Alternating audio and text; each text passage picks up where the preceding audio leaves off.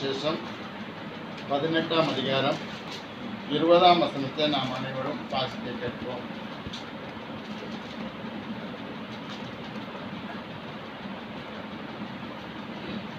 ஏனெனில் 2 பேராவது 3 பேராவது என் நாமத்தினாலே எங்கே கூடியிருக்கிறார்களோ அங்கே அவர்கள் நடுவில் இருக்கிறேன் என்றார்.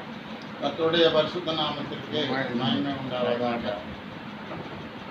2 பேர் அல்லது 3 பேர் எங்கே கூடியிருக்கிறார்களோ அங்கே அவர்களிடத்தில் நான் இருக்கிறேன் என்றார். இயேசு கிறிஸ்து எங்கே இருக்கிறார்? 2 பேர் 3 பேர் கூடுகிற இடத்துல இயேசு இருக்கிறார். இதுல கூடுகிற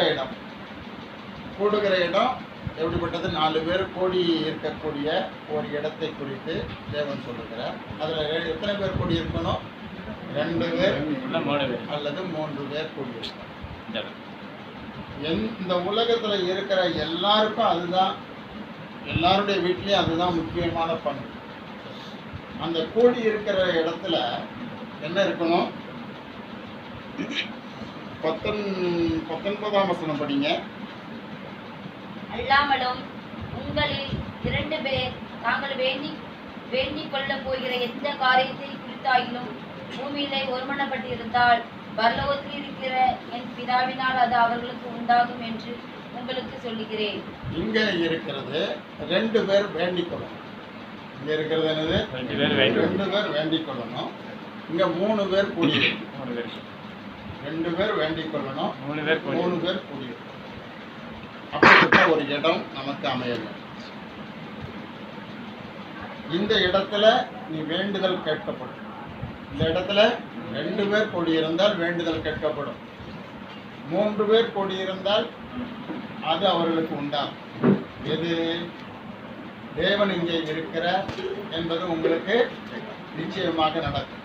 உங்கள் கூடாரத்தில், உங்களுடைய வாழ்க்கையில், உங்களுடைய ஓட்டத்தில், உங்களுடைய பிரச்சனைகளில், உங்களுடைய சூழ்நிலைகள் மத்தியில் இந்த 2 பேர் ஒருமனப்பட வேண்டும். 3 பேர் என்ன செய்யணும்? அங்கிருந்து அங்கு கூடி இருக்க வேண்டும். இந்த 3 பேருடைய ஏற்றுக்கொள்ளுதல், இந்த 3 பேருடைய ஏற்றுக்கொள்ளுதல் இருக்கும்போது உங்களுக்கு எது வேண்டிக் கொள்ளுகிறீர்களோ அது உங்களுக்கு உண்டாகும். எது வேண்டிக் கொள்ளுகிறீர்களோ அது உங்களுக்கு உண்டாகும். இந்த 3 பேர் யாரு? இந்த 2 பேர் யாரு? இந்த 3 பேர் யாரு? இந்த 3 பேர் உங்களை குற்றப்படுத்துகிறவர்களாக இருக்கக்கூடாது. நீங்கள் குற்றவாளிகள் என்று அவர்களுக்கு முன்பாக உங்களிடத்தில் என்ன இருக்கும்? ஒரு ரிப்போர்ட் இருக்கும். என்ன இருக்கும்? நீங்க குற்றவாளிகள், நீங்க யாரு? குற்றவாளிகள் சொல்லி 2 பேர் உங்களை குற்றப்படுத்துறாங்க. 3வது உள்ள ஆளும் உங்களை என்ன செய்யறாங்க? இங்க நடந்த சம்பவம் என்ன? இங்க நடந்த சம்பவம் 2 பேர் இருக்கணும். 2 பேர்ல யாரு பெரியவங்க? 2 பேர்ல 2 பேர் ஒன்றுபடணும் இல்லையா? அந்த 2 பேர்ல யாரு பெரியவங்க அப்படின்னு இயேசுநாதரிடம் போய் கேட்கிறாங்க. இயேசுநாதரிடம் போய் என்ன செய்யறாங்க? 2 பேர் ஒருமனப்படலை. 2 பேர் என்ன செய்யுங்க? ஒருமனப்படலை. அந்த 2 பேர் என்ன செய்யறாங்க? ஒருவன் இயேசுடைய தாயார் இடத்துல போய் இயேசுநாதரிடமும் போய் என்ன சொல்றாங்க? தாய் போய் கேட்கிறா, என் மகன் ஒன்று வலது பக்கத்தில் உட்காரணும், இன்னொரு மகன் என்ன செய்யணும்? இடது பக்கத்தில் உட்காரணும். அப்ப ஆண்டவர் என்ன சொல்லுகிறாரு? வலது பக்கம் உட்கார வைக்கிறதோ இடது பக்கம் உட்கார வைக்கிறதோ என் வேலை இல்லப்பா. என் வேலை என்ன? நான் அனுப்பின என்னுடைய தகப்பன் எதற்காக என்னை அனுப்பி இருக்கிறாரோ அவங்க 2 பேர், தகப்பன் குமாரன், தகப்பன் குமாரன், தாய் பிள்ளை இல்லையா?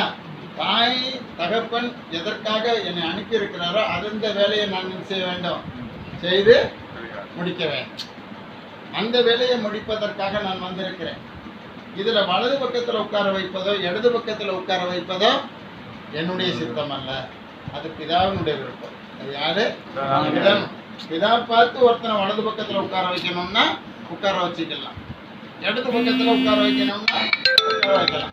அப்போ உங்களில் யார் பெரியவன், உங்களில் யார் பெரியவன் என்ற ஒரு கேள்வியை அங்கு எழுப்புகிறார்கள். மத்தேயு 18ஆம் அதிகாரம் 1ஆம் வசனத்தை வாசி.